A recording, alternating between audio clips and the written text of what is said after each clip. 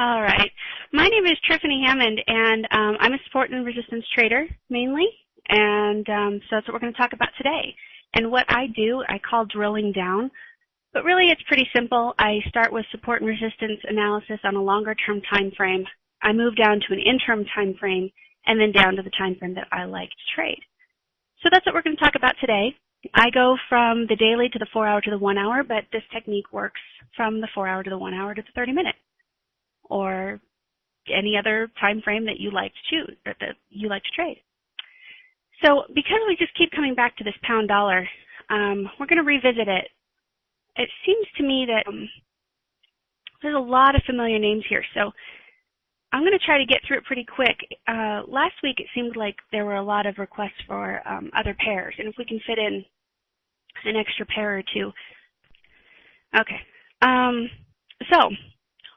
but we will start with the pound dollar because that's kind of been our regular steady Eddie pair every Tuesday. At the beginning of every week, I like to take a look at my longer term time frame. For me, that's the daily chart, and see what's going on price-wise. And price action, at first glance is always kind of nutty when you start looking at what's been going on in the last year or so. A lot of whipsaw action, a lot of back and forth. We're just, plain and simple, we're in a consolidating market. And you can really see that when you pull out away from the time frame that you trade into a larger time frame, kind of get a feel for what's going on in the marketplace. Even though we've come into this consolidation from an uptrend, you can see that we've been consolidating from like spring of this year. And really, if you take this one step farther, we were actually consolidating even as early as January of this year. We just got one more bump up and then things went sideways again. So with that kind of behavior in mind, and if we can understand that the propensity of the market right now is to just kind of goof around going side to side, then we know that we really have to come in tighter and take advantage of the movement within that consolidation area. And those are the kinds of trades I'm looking at even today. So I have a level up here labeled an important level. And those of you who have been trading with me for a while understand that this was the level that the price just kept bumping its head up against before pulling away over and over and over again. Well, you can see from the last time it consolidated, there's also an important level down here. I'm going to go ahead and put that on here and label it and really quickly talk about why I chose the level that I chose. The question comes up constantly, do you like wicks better than bodies or bodies better than wicks? And, for me, I actually like to get the most hits possible. So in a situation like this, you'll notice, first I just put it on there. Even if I went for the extremity here at this little high, you can see I didn't get very many hits off on that line. So I want to kind of get a feel for where the market's been, what price point, because ultimately we do have to choose a price point. What price point did the market respect the most? And so I draw that down, and there are times I'll kind of play with it. Now here I get these bodies over here. I nearly get this wick. I get this wick almost here. And you can see how I start to get more body hits as I go along. And so that becomes my important level that I'm looking at. The reason why that's important for me to look at today is because we are potentially headed that direction, right? You can see price right here is consolidating along almost the extension of the bottom of this consolidation level here. We could even just put a line right where price is, right at this moment. Make a slight little adjustment here to grab, again, bodies, nearly wicks. And you can see the consolidation is at a very important price level, right? The bottom of the consolidation area that it chose way back in spring of this year. That's significant. And understanding that that's significant, and understanding that really this could be going both ways. This could keep climbing down to the old important level that it never really came back and tested. That's really important to keep in mind, because right now people are looking for dollar weakness. People are looking for reasons to invest. Thrilled about the Kiwi and the Aussie movement and the news that came out of Australia, interest rates increasing, signaling confidence in the marketplace. They're talking about taking their leave of the stimulus money offered. You couple that with the IMF saying that they're seeing signs of global recovery, and so that, they're tightening up how much money they're going to be lending.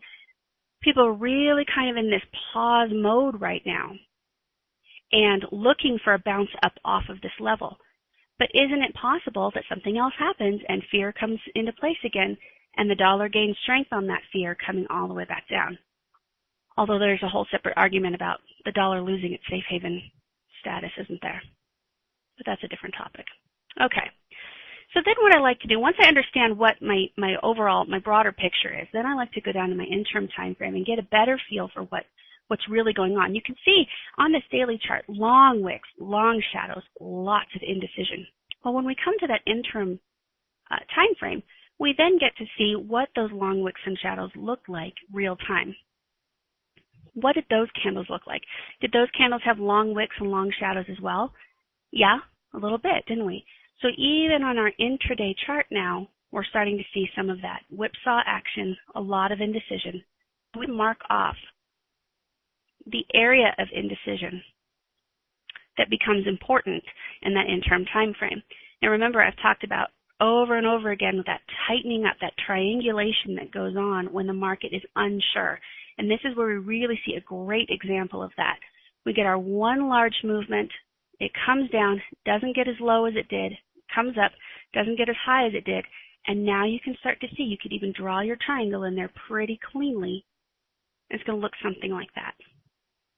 You'll notice I cut off the wicks. Someone else might not. What should you do? Well, you should backtest and find out what you prefer and what you find to be more steady. Again, I draw the line where I get the most hits, or at least close to hits. So sometimes that means I'll grab all the wicks. This up here would have been a bunch of wicks, right? So I just like I like a good number of hits. It doesn't matter to me wicks or shadows or bodies. Although I do have a tendency to prefer bodies, actually, to be honest. Because as we come in closer, let me come into the 1 hour, you'll see how by grabbing this body, this looked like a wick, right, on this 4 hour chart. And see on a shorter term time frame how that's a really nice tweezers, where the price opened up at the same place that it closed and then went the opposite direction. So again, that's just a whole lot of sentiment that says we didn't mean to go there. Same thing at this top part, where I grab a body on the 4 hour chart, this long wick. Look at this indecision. It did pop up above with some good measure of conviction with this candle, but immediately printed a reversal candle, and the next candle following it was the confirmation candle for the short. So again, right above this trend line, lots and lots of indecision. So it seems to me that the market just went whoops right above there. The market went whoops and didn't want to really use that as its price action. Then I don't want to really take it seriously, too seriously either. So here's another way to look at this, though. I'm going to take off these triangles because I'm not here to talk about patterns. I'm here to talk about overall support and resistance. Although what's important here is to recognize that all of this really is support and resistance. Someone might prefer trend lines to horizontal lines, but it's been my experience that horizontal lines hold much more steadily than trend lines do. Trend lines, you can get these false breakouts quite often. So I like horizontal levels. I'm going to go ahead and get rid of these trend lines, and we're going to talk about now what it looks like when we get kind of this, how do we take advantage of things when they start to triangulate? Because as we talked about on the daily chart, even on the 4 hour chart, when the market isn't showing conviction, it's extremely difficult to wait for your signal, try to get into a trade, and you realize that your signal was the end of the move. You were so patient waiting for everything, only to find out you bought at the top or sold at the bottom. So what we want to do then is find a way to come into those smaller time frames and take advantage of that whipsaw action. And this is one of the ways I like to do this. I call it a box within a box, or nested boxes. But you can see here how here's our big wild swing. It came all the way down, couldn't make another low, but as things tighten up in here, we actually have a pretty good support and resistance level in here. And I'm actually going to grab, where's that level? Okay, so it's the top of this wick. And really what I end up doing by choosing this price point for the top of my box is I'm kind of splitting the difference, aren't I, between these secondary highs over here and these ultimate highs that this fake out created here. So this was off the daily chart and is now confusing on the 1 hour chart. Remember, that was the level where we saw that consolidation start wrapping around. That was that interim level between the market deciding whether or not it wants to bounce or whether or not it wants, bounce to the long side or break to the short side. That's the line we just got rid of, just so you guys aren't confused and wondering what the heck just happened. So here's our box within a box, just nested boxes, right? I actually did get into a trade on this candle right here. I'm actually still in it. I put on a very small position because I didn't really like the sentiment behind it. Usually if I'm looking for a box breakout, I want to see actually this, with the exception that it kept screaming upward without retracement. If I was just talking about what kind of close I like this candle over here. Can you see it? Let me get in closer. This candle right here, can you see that there wasn't a whole lot of indecision as that broke above?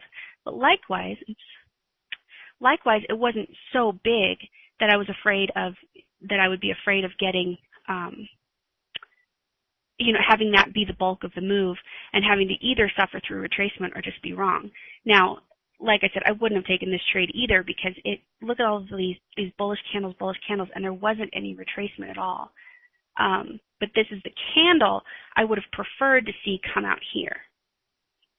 So people ask me, but the candle's black. That's a bearish candle. Why isn't that a fine candle? Why wouldn't you have confidence in taking that entry outside of the smaller box, shooting for the opposite side of the larger box? Well, you can see here how at some point the sellers drove that price down to this level here, and put on a line. They actually drove the price down to this point, but the buyers came back in and regained control, at least to the halfway point of the hour. So there's a lot of struggle here, a lot of push and pull. There's nothing in this candle that gives me any kind of confidence with absolute surety that this is going to keep going down.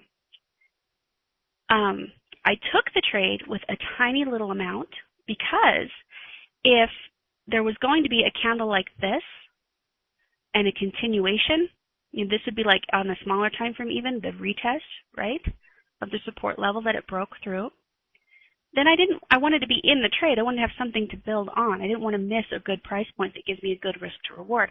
I just didn't put on a full-size trade. So now that this has come back up, it was unable to come back up to this secondary support and resistance level. This is how I like my stops. Not everybody does this. In fact, a few people do it. You can see how there was a level kind of created in here and a level created in here. And on the close back inside here, it actually started pausing before it could even get to this secondary level here. Printed another bearish candle. This one has more conviction, right? And we have a low here, a lower low here, a high here, a lower high here. Actually, this could even be considered a third lower high if you're counting this fractal position in here. So now it could be made that this is more clearly just kind of an interim downtrend, right? So I don't actually trust this just yet to try to get all the way down to this level here. I'm not trying for that. I'm not being real aggressive and going for hundreds and hundreds of pips here, because the market could just as easily freak out and bounce up off of this area as it could do anything else. But cleaning this back up again here, I am willing to take it down to the low of this box because we've had this triangulation, a nested consolidation area inside of our larger consolidation area. I like to just get in, grab those pips, get out, and let it figure out what it's going to do next. So let me see, there aren't any questions yet, but let me give you a moment to think of some and put some in and participate in the conversation. This is one type of trade that I like to take after drilling down from the higher time frame. You guys that have been with me for a while, you've seen me talk about a number of different types of trades. This is more like a breakout trade, right? Where before we've talked about taking advantage of retracement trades. And then we've talked about taking advantage of bounces and taking trend side trades. So the great thing about using support and resistance is you're not limited in any aspect in terms of what kind of trader you have to be. Am I a trend trader? Am I a counter trend trader? Am I a breakout trader? What am I? You just look for those areas that the market has been showing either fear or respect of. And when the market moves beyond those areas or takes action on those areas, bounces or whatever, then you're ready with a plan to jump in and take advantage of those areas as well. Okay, no questions. I either lost you completely or I'm making perfect sense. So JB asks, why would you not take a long at the earlier breakout at the top left, up here? Fantastic. Thank you, JB. Let's talk about this. Because this is really true of the pound dollar. The euro dollar, it's not as true. And you have to test your pairs and you have to get a feel for which pairs do what.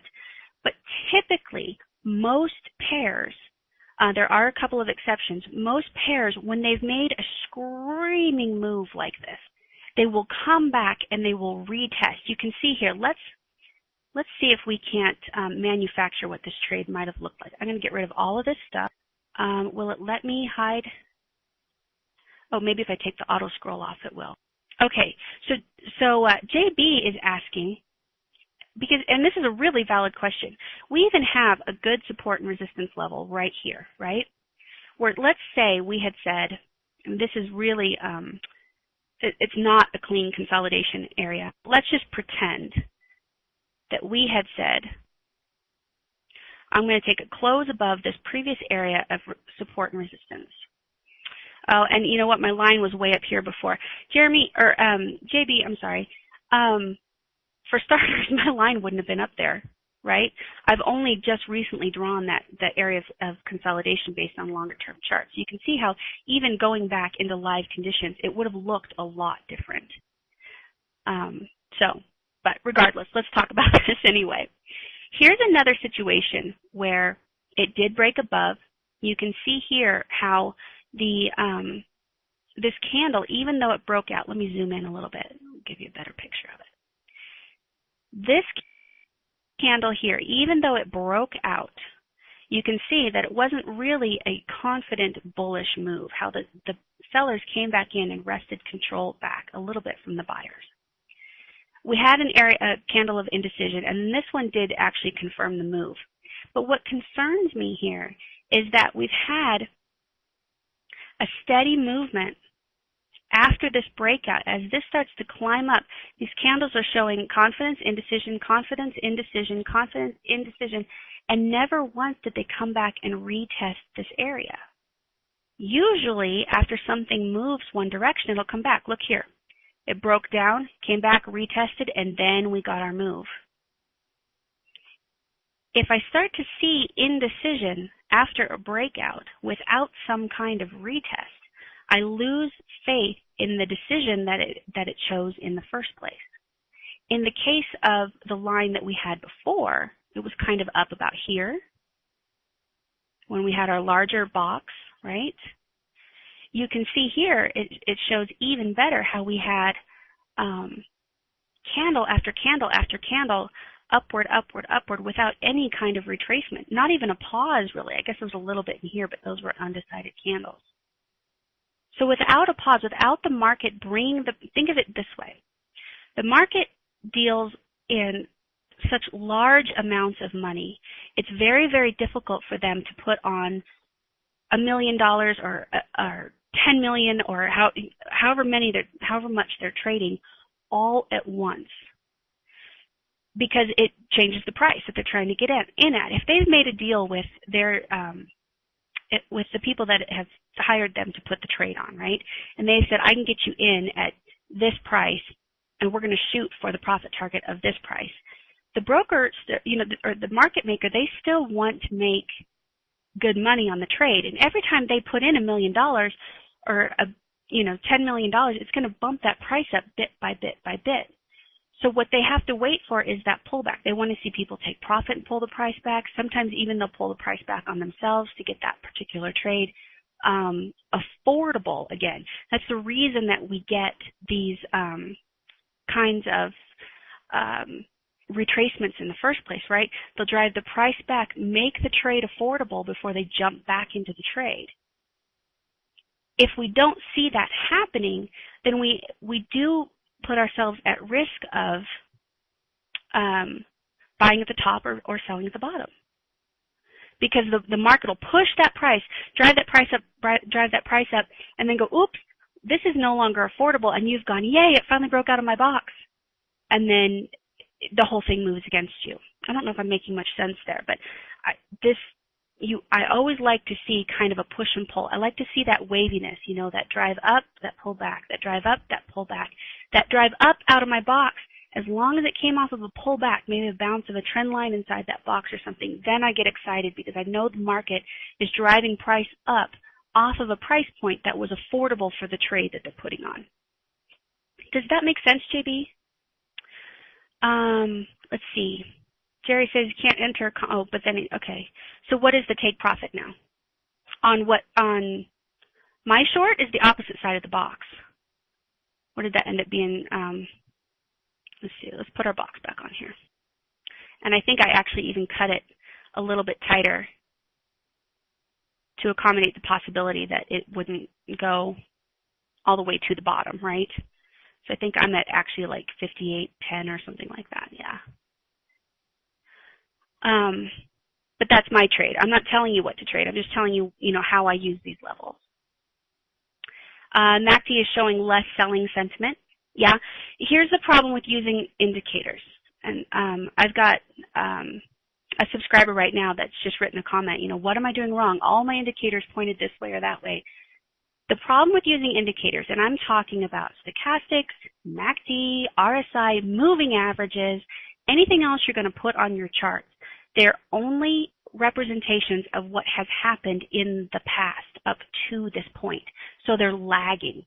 The only real indicator we have that tells us what's going on right now is our price action. So MACD might be showing, whatever your settings on your MACD, they might be showing less selling sentiment for now, but that could change, right? That selling sentiment could keep dipping and dipping and dipping and dipping.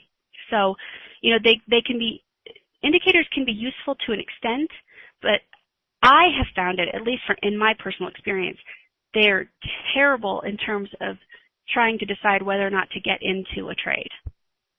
They're just too lagging. Jeremy got whipsawed out early. Oh, yeah, Jeremy, you're the one who was mentioning on the blog. Yeah. Got whipsawed out earlier today on the long, but did get some small pips on the 1 hour down move on your box inside a box. Awesome. Yay. Excellent, Jeremy. Thank you for sharing that. Annie says, is this why there's often retracement during the Asian session? Oh, the idea of bringing the price back to an affordable place? Absolutely. And the Asian session is actually kind of notorious for that pullback at the end of the day. And then the Asian session is kind of frustrating because you don't have the same kind of overlap volume that you have in some of the larger markets putting money on. And so then you'll get that whipsaw action and you'll try to, that pullback action. A lot of people will assume it's reversal and get in, and then there's no volume behind it to push the price. The Asian session can be really tricky to trade. In fact, I worked with a student once. He's Australian, so he traded the Asian session. That was when he was awake. That's when things worked. And he backtested and backtested, found this fantastic system. But when he went back and backtested it for just the hours that he could trade, it blew up. The system was no longer viable. It didn't apply anymore. So what he learned to do, I love this. This is awesome. I think a lot of you will relate with this. What he learned to do is whatever his analysis told him, he'd take the opposite. Because he found out that in the hours that he's awake, that's what worked. So, and I think that's really funny because how many times have you felt like, geez, if I say go long, somebody else better just buy short and make money off of my, bad analysis. I mean, we've all been in those places where we're like, golly, I should just do the opposite of what my analysis says. But that's what he did, and he got good at it. Fuji says, so what you're saying is to buy at the valley and sell at the peak. Yeah, to a certain extent, Fuji. I'm just saying that even on a breakout style trade, I feel much better. Let's talk about this again on the 1 hour chart. Let's look at the that I took today. Oh, my auto scroll's off. That's what's the deal. Okay, so I took a close outside of my smaller box here, right? I took this close here. And I took a teeny tiny position. I didn't like it. I wanted to follow my system. I wanted to be in a trade in case it did just keep going down, but I didn't put on a full-size position. Why didn't I like it? Because I had sharp movement here, a little indecision, sharp movement here. If you were to look at this, let's say on a 15-minute chart, you can see that this movement all happened in one fell swoop. There wasn't the pullback to give it that the market would have liked to pull that price back to something affordable to drive it back down. Now, after I got in the trade, it has done that, and now this kind of breakout looks a lot more steady and secure to me. So that's kind of what I'm talking about. But yeah, I mean that's another way of looking at it, Fuji. And when you're saying peaks and valleys, it's much easier to think in terms of trend line as support and resistance. And if that's the way you interpret the charts, then absolutely, apply that meaning. So JV asks, couldn't agree with you more. Do you use indicators at all? Yes, I do use indicators, and I'll show you what I do, JB, if you're interested. Jerry says, yes, I always use the trend of the MACD. Well, great. Honestly, if that's what works for you and that's the system you've developed for yourself, here's the tough thing. As students of Forex, as we all are, and any trader that is worth their salt and has any kind of longevity to their trading at all, they will always consider themselves a student. They will always be present in the marketplace. Maybe they're not changing their system all the time, and chances are good they're not changing their system all the time, but they're always working to enhance it, always working to understand, what's driving price action and all of that. As students of Forex, it's very easy to get into a situation where we've developed a system for ourselves, something we trust, something that we know works over time, right? It may not work for every trade. It may not work for every week, whatever, but we know overall it makes us money. It becomes a really difficult thing when we start listening to other people and recognizing that what they're doing is different, and hey, that sounds like that's even a little bit better than what I do. Or they'll say, I just said don't use don't use indicators as a reason to get in or out. Or I said, I don't, right? So somebody who uses indicators might question their system now. It's really important to go ahead and glean from me what applies to you and throw away the rest. If your system does rely on a MACD setting and a MACD cross or whatever your system is, stick with what works.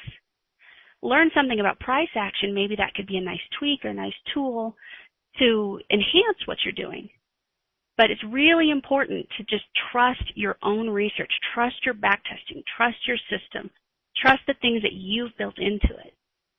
Because you are the only person that pulls the trigger or not. You're the only one responsible for your account. And you ultimately have to face the reasons you've made your decisions.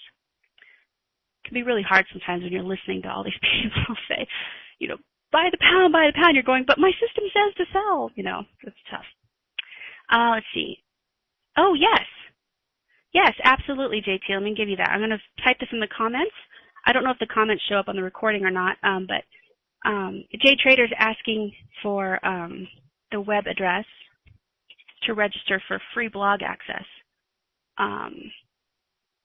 because I am offering a free membership to my blog, which I post my watch list. When I take a trade and have time to post it, I will post that as well, let you know what I'm in, why I'm watching it. We have watch list webinars twice a week, and that's at www.triffx.com, triffx.com. Okay. And really, so then all of this conversation, we really did kind of get stuck with the pound dollar. But we do have another 15 minutes or so. You're absolutely welcome. You're absolutely welcome. We do have another 15 minutes or so. So if there's another pair you want to look at quickly. Oh, you know what? Actually, I'm not even going to give you a choice. Isn't this terrible? I'm going to go out to the daily chart because I want to talk about this one more time. Because it looks very similar on the pound dollar with one exception. So let me zoom out. Remember where we found these levels? How the price over here bumped its head up against this this resistance point and then screamed away from it and really never came back and made a full retracement of this area. This was kind of our important level down here. We have another important level. These are really technical terms, right? Way up here. And now we're getting this triangulation along price where it's at right now. Well, let's look at the pound yen because it's doing something extremely similar. The difference now is, let me get rid of all these lines. Look at what's different. It's actually triangulating along the price right now. However, look at this. It's actually come all the way back down to an important level that was retested. So you can see how these support and resistance levels, they stay and they're reused again and again and again. So for totally different reasons, this could be ready. Oh, refresh the camera. Durr. I even told myself, do you guys remember last week? Like I just couldn't figure out how to remind myself to constantly refresh this thing. I told myself today, you're going to refresh every time you change pairs, and there I blew it. Oh, wow. So but you can see here how the price has come down away from resistance levels that it's chosen up above, right, in terms of fairly recent highs. Come down, we're getting that same triangulation. This is the pound yen daily chart. But the difference is now instead of having kind of that space where things were not retraced to, like we saw in the pound dollar, it has actually come back to an important level where it nudged its head, nudged its head, nudged its head. This did come back down and retrace before moving upward. Can you see that here? It actually did do that. And yet still, this becomes the level that after sharp movement up here, the price has come down and used again. Go down to the 4-hour chart. Oh, my scroll is off. Dagnabbit. Okay, go down to the 4-hour chart. We get a very clearly defined support and resistance zone. Again, with that tightening up, right? We've got higher lows as well as lower highs. Can you see that? Oh, come on, knock it off. There we go. So we're getting that triangulation, right? And then we move down into the 1-hour chart. And I'm guessing that this is going to be the first wild swing of that smaller consolidation area, that nesting within the larger area. And then we're going to see something like that. Because this is trying to make a decision at a very important level, right? Is it going to bounce or is it going to break?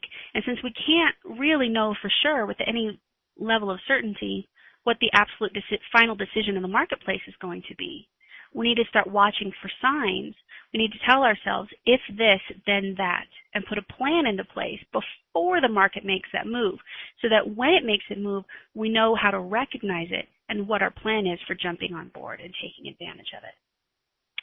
Okay, let's see. Oh, and then we had some, let's look at the euro dollar, because I talked a little bit too about that earlier, about how it behaves a little differently from the pound dollar. So, let's talk about that. I think we have time. We have another 10 minutes here or so.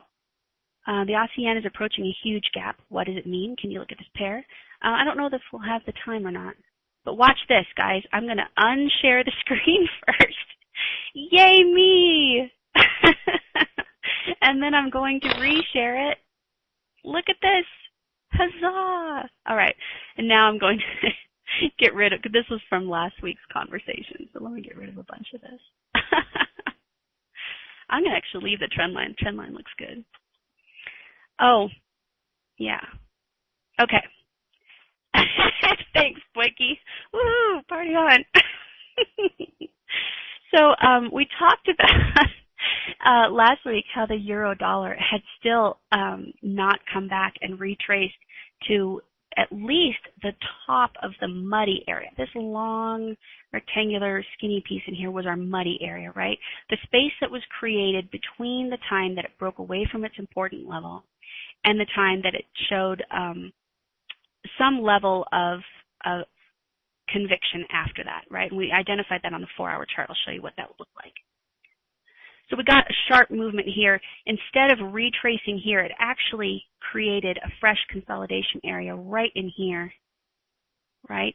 And then broke up above that. And so this area between here and here became our muddy area. And we talked last week how it was much more likely that this was going to continue this downside at least until it hit the top of that muddy area as a level of retracement. What does happen differently with the euro dollar? Let's see. Let me think about this. The euro dollar does this. The Swiss crosses, and the major. So anything with the Swiss in it does this. I'm trying to think. But what happens is there are many times that rather than getting a full retracement after a large move, you'll get a consolidation area instead. So things will kind of just goof around going sideways for a bit until the market just goes, forget it, we'll buy again. And I think that, the nature of the euro is, the euro dollar anyways, that there's so much volume that's not as easily to manipulate that price up and down as the market makers would like it to be, because it's, the highest traded pair, and when you get that kind of volume, you just can't manipulate the price the way that you'd like.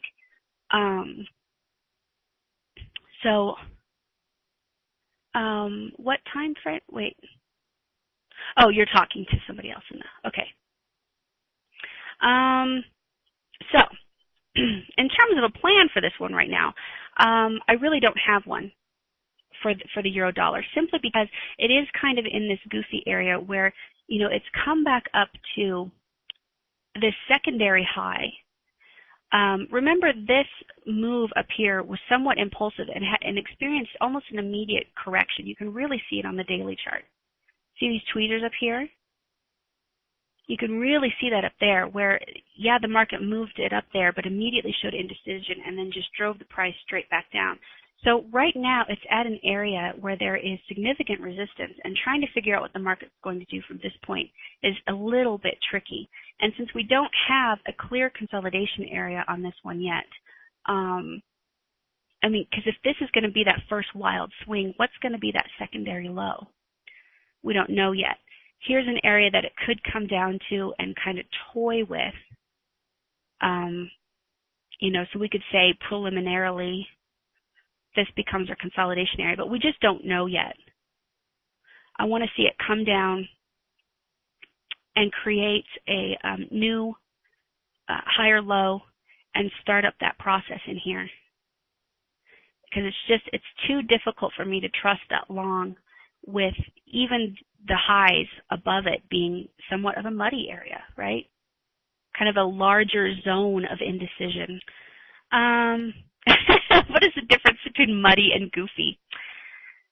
Well, that's a really good question. I should come up with like a glossary of terms that I use so that you guys can reference it and follow along. I know they're technical terms, folks. Don't try this at home. I know you're joking, Boyke. I think it's funny. Okay, so see, Jerry asked, you really use a run as a gap. I'm not entirely sure what you mean, but maybe I do. If that's what you're seeing and what I do, then maybe that's what I'm doing. Do you know any other pair that have almost the same volume as the euro dollar? Well, there was a time that the carry pairs carried a lot of volume, but they still do it in a different way, because the carry trade is something that's used when it's on and when the carry trade's hot and when the market feels like the carry trade is safe. It's more of a buy and hold type position, much more of an investor's way of using Forex than a trader's. So even though there's large amount of volume in something like a carry pair, the pound yen, the euro yen, oh gosh, the Kiwi yen was my favorite for the longest time. The volume sits there. It doesn't really have the same kind of inability to push and pull the way that the euro dollar, because the euro dollar just has so much money flowing into it that even your biggest market maker can't manipulate the price to pull back.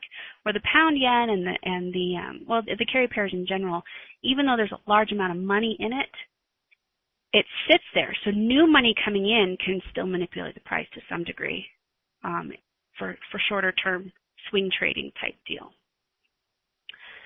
Jerry says gaps always close. You're saying the quick runs also. Yes, yes.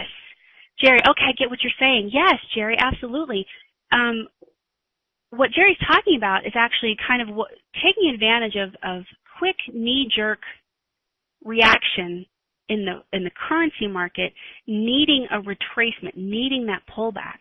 Where in equities, you'll get gaps, right? Because the market closes every day. It's so rare that you see gaps in the currency market. And when you do, it's usually from a Friday to a Sunday. And so yeah, it is kind of the equivalent of an equities gap needing to be filled. Only in currencies, you're looking for large impulsive movements needing a pullback. I totally get what you're saying, Jerry. Yes, absolutely. And I like those kinds of counter trend trades. I like those after impulsive movements. Those usually work out quite cleanly. But again, you really have to know your pair. You know, is it one that's likely to retrace all the way to old support, or is it one that's likely to kind of go sideways, in which case you could maybe move to a smaller time frame and take advantage of the triangulation as it goes sideways, that kind of thing. I try to envision Michael Jordan faking out. Yeah, because there are a lot of those. By the time the market seems enthusiastic and you're all ready to buy, it's, oh, yeah, the market's really picked this direction, especially in consolidating conditions. Boy, a lot of times you just miss the movement, so that's hard. Awesome. Okay, well, I think we're kind of getting close here on time. Again, I want to thank you all for being here. Thank you, Adinda, for doing the recording today, and thank you, Maude, for letting me come every week and be a part of what you guys do. I really appreciate it. I do have a couple announcements to make. The blog is free. Let me put the website up here. You can register here for free. Those of you who are current subscribers, it's free for you too. This isn't something that's just new for new people. I don't believe in that. I've got a lot of faithful people that have been by me and stuck by me, and I want to make the same rewards to you that I make to anybody else. So this is free for a while. I do have a new trader development course coming up. It starts October 14th. This last trader development course is wrapping up, and the response has just been amazing. People just feel like are telling me that it's made all the difference in the world in the way that they trade. Finding focus and finding their system and what their own hangups are and how to get past them, and it's just a marvelous course. It focuses on you, the trader, and we help you build a system and get you going once and for all. So take a look at the Q&A at the bottom of the homepage at www.triffnx.com, or I'm doing another free question and answer session on Thursday as well, and you can register for that and come ask me questions about the trader development course. See if it's something you think might be good for you. Oh, thank you. Yes, I am feeling better. Boy, yesterday I was sick. I did not feel good. I'm doing better today. So, yeah. Okay, that's it for me. I'll see you next Tuesday. Hopefully I'll see you at something going on at my website. And thanks, as always. I appreciate you guys being here and contributing and all of that good stuff. So thanks again, everybody. I'll see you next week. Bye-bye.